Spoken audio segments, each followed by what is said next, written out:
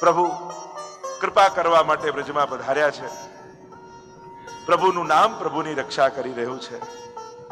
પરીક્ષિત મહારાજ કહેવા લાગ્યા કે પ્રભુની આ લીલાનું શ્રવણ કરવામાં અલૌકિક આનંદ આવે છે. પ્રભુની લીલાનું શ્રવણ કરતા મારું મન પવિત્ર થઈ રહ્યું છે. હજી પ્રભુની વિવિધ પ્રકારની લીલાઓને ગાઓ. સુખદેવજી વર્ણન કરતા કહે કે એક દિવસ યશોદાજી દોડતા દોડતા દોડતા દોડતા આવ્યા બાબા પાસે. અરે બાબા, મોટો ઉત્સવ કરો, બધાને બોલાવો, પ્રસાદ લેવડાવો. થયું શું છે? આપણા લાલાને પડખું ફેરવી. આ વૈષ્ણવને તો ઉત્સવ કરવાના બહાનાઓ જ જોઈએ. કોઈ ને કોઈ નિમિત્ત કરીને સત્સંગ કરાવીએ, પાઠ કરાવીએ, મનોરથ કરાવીએ. અને વાત પણ એ ચોક્કસ એ છે, જો આ મનને મનોરથોમાં વ્યસ્ત નહીં રાખો ને તો સંસારની નકામી ચિંતાઓ તમારા મનને કોરી ખાશે. એને ઉત્તમ વિચારમાં વ્યસ્ત નહીં રાખો તો નકામી ચિંતાઓ તમારા મનને બેચેન જ રાખશે. સીધી સાદી સારું નહીં વિચારો તો ખોટો વિચાર આવવાનો જ છે. અને એટલા માટે ઉત્તમ વિચારોમાં મનને વ્યસ્ત રાખો. કોઈ વર્ષનો એક વિચાર રાખો, દર વર્ષે આ તો કરીશું. હવે વર્ષ પહેલા આપણી કથા નક્કી થઈ હોય એટલે શું થાય? વર્ષ પહેલાથી વિચાર, આપણે વર્ષના અંતમાં કથા જો આ વ્યવસ્થા કરવાની છે, આ કરવાનું છે. જ્યારથી ડેટ નક્કી થાય ત્યારથી મનમાં કથા કથા કથા ચાલે કે નહીં? તમે કોઈ બ્રજમાં જવાના હોય એક વર્ષ પછી વ્રજયાત્રામાં, એટલે મનમાં વ્રજયાત્રા વ્રજયાત્રા વ્રજયાત્રા. જો વર્ષનો એક સંકલ્પ થવાનો છે વર્ષ પછી, પણ મનને આખું વર્ષ એમાં વ્યસ્ત રાખે. એટલે વર્ષનો કોઈ એક ઉત્તમ મનોરથ નક્કી કરી રાખો. એ રીતે 6 મહિનાનો, 3 મહિનાનો, દર મહિનાનો, દર એકાદશીનો, દર અઠવાડિયાનો અને રોજનો એક નાનો. આ નાના નાના નિયમો મનને પ્રભુ જોડે જોડી રાખે છે, બાંધી રાખે છે. અને જો પ્રભુ જોડે જોડશો નહીં તો સંસાર મનને ખેંચીને લઈ જશે અને મન સદાય ઉદ્વેગમાં રહેશે. યશોદાજીએ કહ્યું, બધી જ તૈયારીઓ થવા લાગી છે. વ્રજના બધા જ આવીને ભેગા થઈ ગયા, સુંદર સુંદર સામગ્રીઓ બનાવવા લાગ્યા અને વ્યસ્ત હતા. યશોદાજી એક ગાડું હતું, શકટ હતું, એની નીચે પલનું બનાવ્યું અને ત્યાં લાલનને પધરાવી દીધા પલનામાં. અને જે જે સામગ્રીઓ બનતી જાય એ બધી શકટ ઉપર મૂકતા જાય ગડાઓ. ઠાકોરજીને થયું શકટ એટલે સંસાર. બંને પૈડા, સ્ત્રી અને પુરુષ. અને સંસારમાં રસોને ઉપર અને મને નીચે રાખે એ મને ન ગમે. ઠાકોરજી કહે કે તારા જીવનમાં પ્રધાનતા મારી હોવી જોઈએ. શકટાસુરે પ્રવેશ કર્યો, પ્રભુએ ચરણોનો સ્પર્શ કરાવ્યો, શકટ તૂટ્યો અને બધા રસો ઢોળાઈ ગયા. રસ ઢોળવામાં પ્રભુને રસ નથી, પણ તમારું મન લૌકિકમાં ન જતું રહે એના માટે પ્રભુ હંમેશા સાવધાન કરતા હોય છે. ઘણી વાર જીવનમાં એવી ઘટનાઓ ઘટે ત્યારે આપણે પાછા સજાગ થઈ જઈએ. પ્રભુ કોઈ ને કોઈ, કારણ કે જે વિચારોથી, વાતોથી, શાસ્ત્રોથી નથી માનતો, ભગવાન એને સંજોગોથી શીખવાડે છે. ઘણીવાર પ્રવચનો, વાંચન, ગ્રંથો, સત્સંગ વારંવાર આપણને કહે, આપણે સાંભળી લઈએ પણ સ્વીકારીએ નહીં. પણ જ્યારે ભગવદ આજ્ઞાથી જે ન સમજે, ભગવાન એને સંજોગોથી શીખવાડે. ઘણીવાર સંજોગો એવા કરી દે કે મનુષ્યને જીવનની સર્વોત્તમ શિક્ષા મળે, ઉત્તમ જ્ઞાન પ્રાપ્તિ થાય. અહીંયા શકટનું ભંજન કર્યું છે, રસોને ઢોળ્યા છે. મહાપ્રભુજી સમજાવે છે, આ લીલા દ્વારા ઠાકોરજી વ્રજભક્તોની લૌકિક આસક્તિનો નાશ કર્યો. જે આસક્તિ લૌકિકમાં હતી, વ્યવહારમાં હતી, લોકોમાં હતી, સાધનોમાં હતી, પ્રભુએ શકટ ભંજન કરી એ સર્વ લૌકિક આસક્તિ સમાપ્ત કરી દીધી. એ દિવસથી બધાને એમ થયું ગમે તે પ્રસંગ હોય પણ આપણું ધ્યાન તો ઠાકોરજી તરફ જ હોવું જોઈએ. તો ઘણી વાર એવું થાય, પ્રસંગ પ્રભુનો હોય, ઠાકોરજીનો હોય ને એને જ ભૂલી જઈએ લૌકિક સાચવવામાં. જો ઘણી વાર એમ મનમાં થાય, લોકોને ખોટું ન લાગે એના માટે ઘણી વાર કોમ્પ્રોમાઇઝ કરી ભગવાનને ખોટું લાગે એવા કામો કરી દઈએ. પણ શું ક્યાંક એવો સંકલ્પ ખરો કે મારા ઠાકોરજીને ખોટું ન લાગે, ભલે દુનિયા રાજી થાય કે નારાજ થાય, પણ પ્રભુ જેનાથી રાજી નથી એવા નિર્ણયો મારે જીવનમાં લેવાના. અનુકૂલસ્સ સંકલ્પ પ્રતિકૂલ વિસર્જન. જે પ્રભુને ગમે છે એને અપનાવતા જાઓ અને જે પ્રભુને નથી ગમતું એને પોતાના જીવનમાંથી કાઢવાની કોશિશ કરો. અને પ્રભુને ન ગમતું બધું નીકળી જશે તો સહજમાં પ્રભુને પ્રિય થઈ જશે. અહીંયા લૌકિક આસક્તિનો નાશ કર્યો છે. આગળ તૃણાવર્ત ઉદ્ધારની લીલા આવી. ટંટોળિયાના રૂપમાં તૃણાવર્ત આવ્યો. એને થયું કે પ્રભુને ઉપાડી જાઉં મથુરા, અને આમ વિચાર કરી વંટોળિયાના રૂપમાં તૃણાવર્ત આવ્યો. યશોદાજીની ગોદમાં લાલન હતા. પોતાનો ભાર વધાર્યો ને એટલો ભાર વધાર્યો કે યશોદાજી ઉચકી ન શક્યા. લાલનને ભૂમિ પર મૂકી દીધા અને હવે મોકો મળ્યો તૃણાવર્તને કે હવે મોકો છે, ઉપાડીને લઈ જાઉં. અને પ્રભુએ એટલું વજન વધાર્યું કે યશોદાજીને ભાર લાગવા માંડ્યો. જો જ્યારે જ્યારે આનંદ રૂપ પ્રભુ આપણને ભાર રૂપ લાગવા માંડે ને ત્યારે સમજી લેવું કે આપણા જીવનમાં પણ તૃણાવર્ત આવ્યો છે. અને આ તૃણાવર્ત કોણ છે? ધૂળની આંધી, રજોગુણની આંધી. ગીતાજીમાં અર્જુન પ્રશ્ન કરે છે કે પ્રભુ, દરેક વ્યક્તિને ખબર હોય છે કે આ પાપ છે, આ ન કરાય, છતાંય કયું એવું બળ છે જે માણસને પાપ તરફ ખેંચી જાય છે? कौन सा ऐसा बल है जो मनुष्य को जानते हुए भी पाप की ओर खींच जाता है? और तब परमात्मा ने समझाया, काम एष क्रोध एष रजोगुण समुद्भव महाशनो महापापमा विद्येन मिह वैरिणम. આ કામ અને ક્રોધ જે રજોગુણથી ઉત્પન્ન થનારા છે એ જ માણસને પાપ તરફ ખેંચી જાય છે. બાકી કોને ખબર નથી હોતું કે કોને પાપ કહેવાય ને કોને પુણ્ય કહેવાય, કયું કામ ખરાબ છે ને કયું સારું છે, કોને ખબર નથી. બધા જ જાણતા હોય, નાના બાળકથી લઈને વડીલો સુધી. છતાંય માણસ પાપ કરતા પોતાની જાતને રોકી શકતો નથી. એ શેનું બળ છે? તો કે આ રજોગુણ. આ રજોગુણની આંધી પરમાત્માને આકાશમાં લઈ જવા ગયો. ભગવાને થપાટ લગાવી તૃણાવર્તનો ઉદ્ધાર થઈ ગયો. આમ પ્રભુએ રજોગુણથી મુક્ત કર્યા. આગળ ઝુંબણ લીલાનું વર્ણન આવ્યું, નામકરણ લીલાનું વર્ણન આવ્યું. વસુદેવજીએ ગર્ગજીને મોકલ્યા, મારા બાળકો વ્રજમાં છે, તમે વ્રજમાં જાઓ અને મારા બાળકોનું નામકરણ કરીને આવો. અને ગર્ગજી આવ્યા બ્રજમાં. પ્રભુના પુરોહિત છે. આ ગર્ગજીએ ગર્ગ સંહિતા લખી છે. કૃષ્ણ ચરિત્રને, પ્રભુની લીલાઓને જાણવા માટે ભાગવતજી, ગર્ગ સંહિતા, હરિવંશ પુરાણ આ બધા બહુ સહાયક ગ્રંથો છે. અને ગર્ગજી આવ્યા, વસુદેવજીને વાત કરી કે નામકરણ કરવા માટે આવ્યો છું. જો પ્રાચીન સમયમાં આચાર્યો, બ્રાહ્મણો, ભૂદેવો નામકરણ કરતા, આ ફૈબા ક્યારથી વચ્ચે આવી ગયા ખબર જ ના પડી. ગુણ લક્ષણ જોઈ અને પછી નામકરણ થયું. અને અહીંયા વસુદેવજીને વાત કરી. વસુદેવજીએ કહ્યું, પણ વસુદેવજીએ મોકલ્યા ગર્ગજીએ નંદ બાબાને વાત કરી. નંદ બાબા કહેવા લાગ્યા, પણ તમે કંસ રાજાના પુરોહિત મારા બાળકનું નામકરણ કરો તો નારાજ થાય રાજા. કહ્યું કે કોઈને ખબર નહીં પડે એ રીતે ગૌશાળામાં જઈને નામકરણ કરીશું.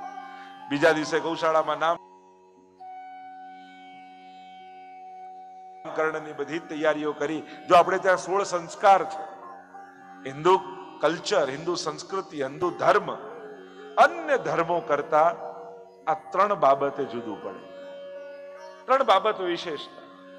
સૌથી પહેલું, આપણે ત્યાં વેદોને માનીએ, વેદોનો સ્વીકાર.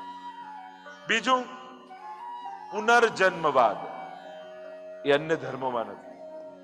અને એટલે ત્યાં દાટવામાં આવે. એમ થાય કે જયારે ફેસલાનો દિવસ આવશે, જજમેન્ટ ડે આવશે અને ત્યારે બધાના ફેસલા થશે, એટલે ત્યાં અગ્નિ સંસ્કાર નથી થતું, ત્યાં દાટવામાં આવે છે. અને ત્રીજું, 16 સંસ્કારો એ આપણે ત્યાં છે. અને બને તો દરેકે પ્રયાસ કરવો. જો આપણે હિન્દુ ધર્મને જીવાડવા, સનાતન સંસ્કૃતિને જીવાડવા માટે પોસ્ટરો લગાડીએ, બેનરો લગાડીએ, બધું જ બરાબર છે. પણ એને જીવાડવાનો એક જ રસ્તો છે, જ્યારે આપણે એને જીવીએ.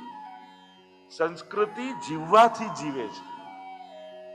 ગમે તે આપણે કેટલાય પુસ્તકો છપાવી દઈએ, ગમે તેટલા બેનરો ને પોસ્ટરો ને પ્રચાર કરીએ, પણ આપણે જ એનો સ્વીકાર નહીં કરીએ તો એ સંસ્કૃતિ જીવશે નહીં. આપણે વિધિ નહીં કરીએ, આપણે વિધિ વિધાનમાં નહીં માનીએ, તો પછી બ્રાહ્મણો વેદ ભણવાનું છોડી દેશે, વેદ ભણવાનું છોડી દેશે તો વેદોનો નાશ થઈ જશે. જ્યારે વ્યક્તિ વ્યવહારિક જીવનમાં આ સંસ્કૃતિના સંસ્કારોનો સ્વીકાર નથી કરતો, ત્યારે જ એ સંસ્કૃતિનો નાશ થતો. જો ધર્મની ગ્લાનિ કેમ થાય? ભગવાનને કેમ આવવું પડે? પાપીઓ માટે નહીં, પણ ધાર્મિક લોકો, સજ્જન લોકોની ધર્મ પરથી શ્રદ્ધા ઉઠી જાય ત્યારે ધર્મનો નાશ થતો હોય. પાપીઓથી નુકસાન નથી થતું હોતું. જો આ કથા બગડેલાઓને સુધારવા માટે નથી, પણ કથાઓ સુધરેલાઓ બગડી ના જાય એના માટે છે. આપણે કોઈ બગડેલાને સુધારવાનો ટેકો નથી લીધો, પણ જે સજ્જનો છે, જે સદવિચાર વાળા છે, જે સદ પ્રવૃત્તિમાં જોડાયેલા છે, એના વિચારો નબળા ન પડી જાય એના માટે કથાઓ, એના માટે આ સત્સંગો છે. તો સંસ્કૃતિને જીવવાથી જીવાય એટલે પ્રયાસ કરવો. આપણે ત્યાં તો મહાપ્રભુજી પણ વેદ પારગ કર્મ માર્ગ પ્રવર્તક અને વાર્તા સાહિત્યમાં પ્રસંગ આવે છે ને, સંધ્યા વંદન મહાપ્રભુજી કરી રહ્યા હતા અને વૈષ્ણવ આવીને પૂછ્યું, જયરાજ આપ તો ભક્તિ માર્ગના આચાર્ય છો, પછી આ કર્મકાંડ કેમ કરો છો?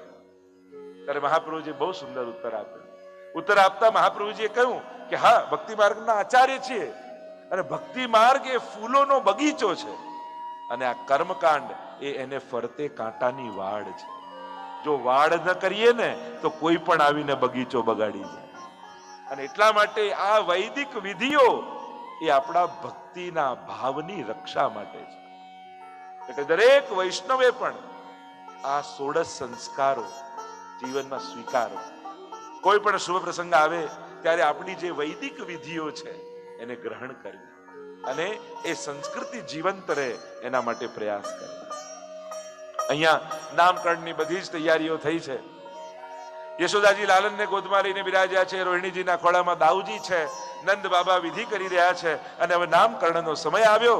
રોહિણીજીના ખોળામાં રહેલા દાઉજીના ઉપર દ્રષ્ટિ પડી ગર્ગજીની અને ગર્ગજી બોલ્યા, અયમ હિ રોહિણી પુત્રો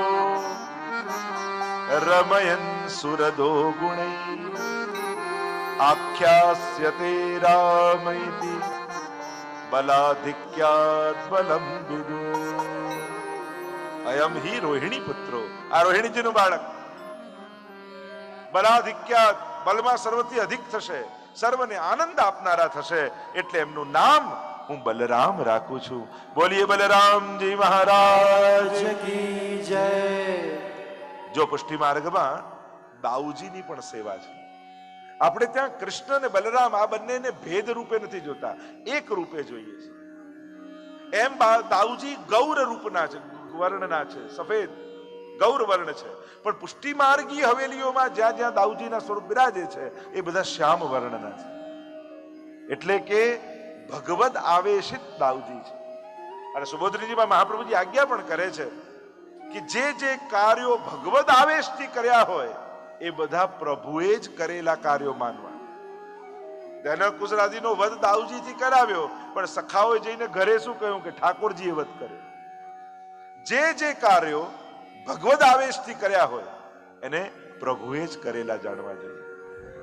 આપણે ત્યાં દાઉજીનો પણ વિશેષ ક્રમ, જેમ શ્રીનાથજી બાબાનો ડાબો હાથ ઊંચો છે ને એમ દાઉજીનો જમણો હાથ ઊંચો સ્વરૂપમાં.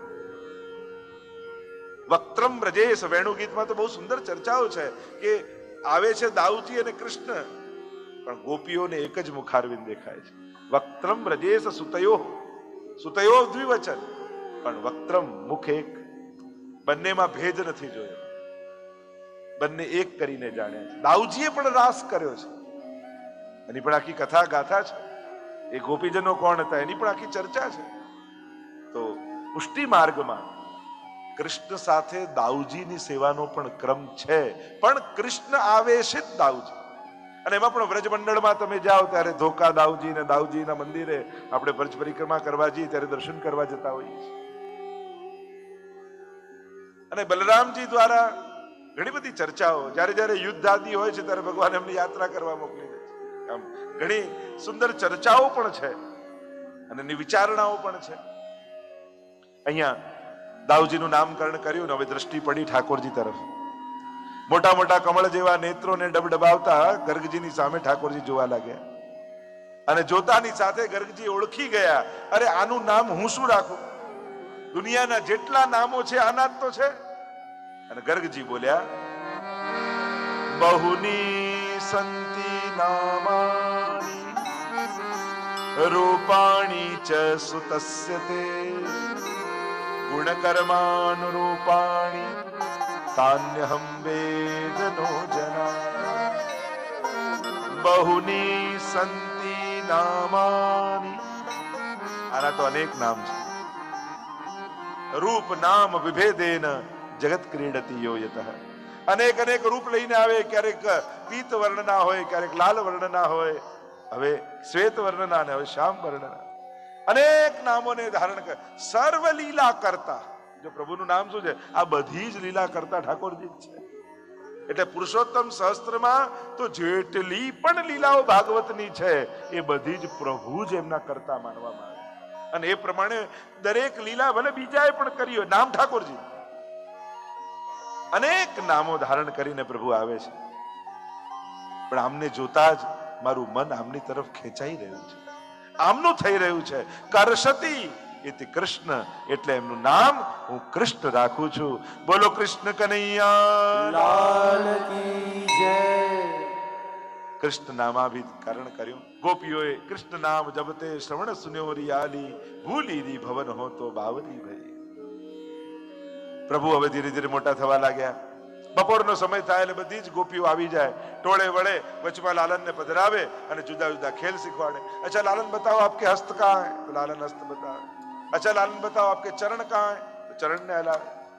ગોપીને થાય કે લાલન ને કાન પકડાવું. અચ્છા લાલન આપકે કાન કહાં હૈ? ગોપીના કાન ખેંચીને ક્યાં રહ્યા. અનેક અનેક પ્રકારના મનોરથોને પૂરા કરે છે ઠાકોરજી. રોજ ગાય ચોકમાં બેઠી હોય ને રોજ જુએ, રોજ યશોદાજી લાલનને પલ્લામાં ઝુલાવે. ગાયને એમ થાય કે મારા લાલનને ઝુલાવવાનું આવું સુખ મને ક્યારેક મળે છે. અને એકવાર લાલન ઘૂંટણીએ ચાલતા ચાલતા ચાલતા જ્યાં ગાય બેઠી હતી ને એની બાજુમાં પહોંચી ગયા. અને ગાયે મસ્તક નમાવ્યું તો બંને સિંગ પકડી લીધા. અને સિંગ પકડ્યા તો ગાય ઊભી થઈ ગઈ. ઊભી થઈ ગઈ તો લાલન આમ લટકે. ગાયને થયું કે મને તો પલ્લા ઝુલાવવાનું સુખ આપવા માટે પધાર્યા છે, એટલે પોતાનું મસ્તક નીચે ઉપર આમ કરી માનો પલ્લા ઝુલાવવાનું સુખ ગાય લઈ રહી છે. પ્રભુ સકલ ભક્તોના મનોરથોને પૂરા કરવા પધારે. અને હવે તો થોડા મોટા થયા, સરખે સરખા સખાઓ મળી ગયા, મંડળી બનાવી. અને હવે તો ફરિયાદો શરૂ થઈ ગઈ પ્રભુની. રોજ સવાર પડે ને કોઈ ને કોઈ ફરિયાદના બહાને ગોપીજનો આવી જાય. અરે યશોદા બહાર નીકળ. શું થયું? આ તારો લાલનને સંભાળ. વત્સાન મુંચન ક્વચિત સમયે ક્રોશ સંજાત હાસ. હજી ગાયને ધોવાની બાકી હતી ને આવીને છાનો માનો વાછરડું છોડી ગયો.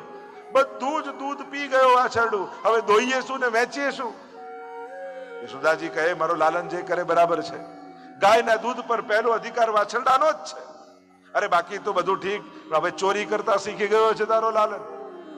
અચ્છા તો છીકે ઉપર લટકાવો ને. અરે એ પણ કરીને જોઈ લીધું. એકની પર બીજો, બીજાની પર ત્રીજો ચડે અને સરોવરમાંથી કમળની નાળ તોડીને લાવે અને નાળ નાખે અંદર ને ઊંડો શ્વાસ લે એટલે બધું દૂધ બહાર. આને તો એવા એવા ઉપાયો આવડે છે. અને હવે તો પ્રભુની ફરિયાદો આવવા લાગી.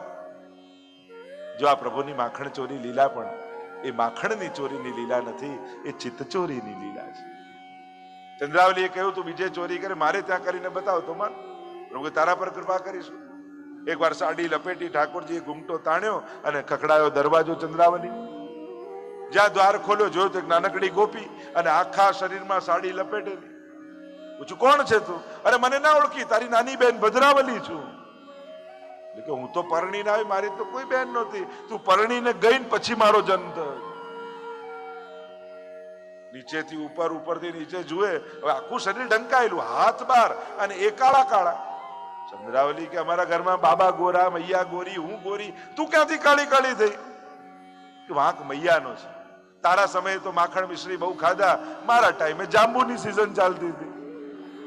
કાળા કાળા યમુનાજીમાં ના એનું કાળી થઈ. પેલી બિચારી ભોળી માની ગઈ. સારું થયું, સારું, સારા સમયમાં આવી. હું હમણાં જલ ભરવા જઉં છું, એમ કર થોડું ઘર ચોખ્ખું કરી દઈશ. ઠાકોરજી કે તું જાતો ખરી, આખું ઘર ચોખ્ખું કર નાખ. અને તો માટલી લઈને આવી, સખીઓ સાથે વાત કરવા લાગી. આટલા વર્ષે મારી નાની બેન આવી. કે તારી સાની નાની બેન? તું તો પરણી આવીને કોઈ ના, મારા આયા પછી જન્મ થયો. પણ આશ્ચર્ય વાત, તું અમારા ઘરમાં બધા ગોરા ને એ કાળી. ગોપીઓ કહે ક્યાંક પેલો કાળો કનૈયો ના હોય. અને એને યાદ આવ્યું, માટલી મૂકીને દોડી. અને જ્યાં દોડતી દોડતી આવે, જુએ તો ઠાકોરજી કોઈને ખવડાવી રહ્યા છે, વાટી રહ્યા છે. અને જોતાની સાથે ચંદ્રાવલીના નેત્રો ભરાઈ ગયા. પોતાની ધન્યતાનો અનુભવ કરે કે પ્રભુ આજ તો અમારો મનોરથ હતો કે મારા ઘરે આવીને આપ મારી સામગ્રી સ્વીકાર કરો. કારણ કે જયારે દહીં વલોવતી હોય અને માખણ કાઢતી હોય ને ત્યારે બટાયરામાં કાઢેલું નાનકડું માખણ જોઈ આંખમાંથી આંસુ વહેવા લાગે ગોપીને. એને એમ થાય તારા ઘરે હે કૃષ્ણ 9 લાખ ગાયો રોજ દુહાય છે, તારે તો ભંડારના ભંડાર ભર્યા છે, અમારું આટલું નાનકડું થોડું માખણ તારા સુધી કેમ કરીને પહોંચાડું? ઠાકોરજી કે તું ન પહોંચાડી શકે પણ હું તો તારા ઘરે આવી શકું. ભરે ને ગામના લોકો ચોર કે પણ ચોર કેવડાઈને પણ હું તારો મનોરથ પૂરો કરું ને તો મને આનંદ આવશે. અને એટલા માટે સાધારણ ચોર ચોરી કરે તો એનું અપયશ થાય, પ્રભુ ચોરી કરે તો એના યશનો વિસ્તાર થાય. આપણે ગિરાધારી અષ્ટકમાં બોલીએ છીએ ને, ભક્તાભિલાષા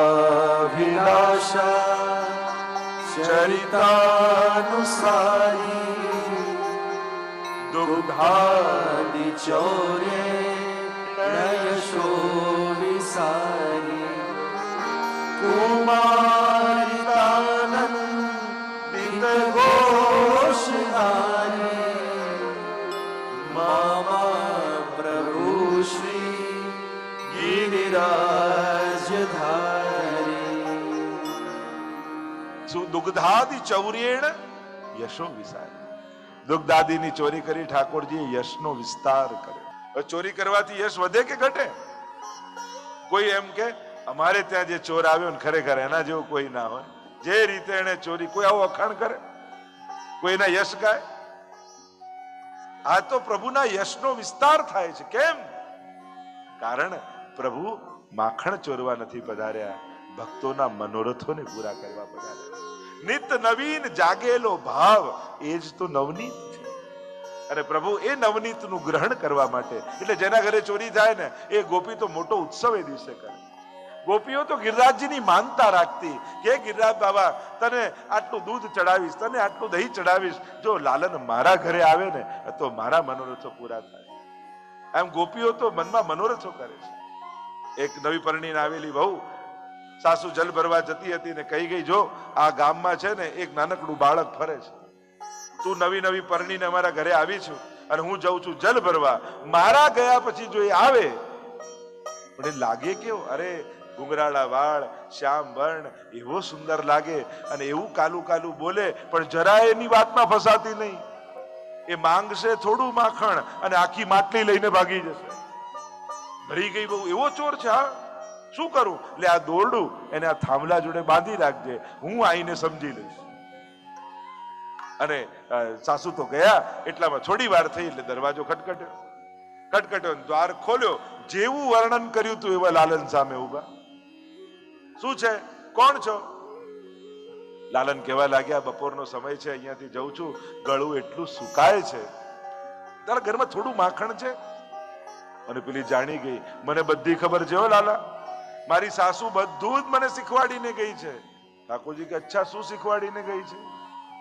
અરે કહીને ગઈ છે કે થોડું માંગીશ ને આખું માટલું લઈ જઈશ. અચ્છા, બીજું શું કહ્યું? આવે ને તો આના થાંભલા જોડે બાંધી દે, જો દોરડું આપીને ગઈ છે. ઠાકોરજી કે તો બાંધી દે, જે સાસુએ કહ્યું છે કર. ચલો ઉભો રહીજો. આમ કરીને ઠાકોર થાંભલા પાસે ઉભા રહી ગયા. રાખે હાથ પોળા આમ અને પેલી ગોળ ગોળ ગોળ ગોળ ફેરવે. હાથ પોળા હોય ને પછી હાથ આમ લઈ લે એટલે દોરડું પડી જાય. એક વાર, બે વાર, 3 વાર થયું. ઠાકોરજીને થયું હવે મોકો છે. તારી માએ તને આટલું શીખવાડ્યું નથી, અમારા ગામમાં પરણાવીને મોકલાવી દીધી, બાંધતાય તને આવડતું નથી, લાવ મને આપ, હું તને શીખવાડું. પેલી ગભરાઈને આપી દીધું. ઊભી રહી જા. પેલી ઊભી રહી ગઈ. પકડ દોરડું, પકડ્યું, ગોળ ગોળ ગોળ ગોળ ફરીને ગાંઠ બરાબર બાંધી દીધી. શીખી ગઈ કે હા તો બંધાયેલી જ રહે. ઠાકોરજી તો માટલી ઉચકીને ભાગવા લાગ્યા. ગોપીએ બૂમ પાડી, પ્રભુ છોડાવ તો ખરા. ઠાકોરજી કે હું તો પુષ્ટિ પુરુષોત્તમ છું, મને પકડતા આવડે છે પણ કોઈને છોડતા નથી આવડતું.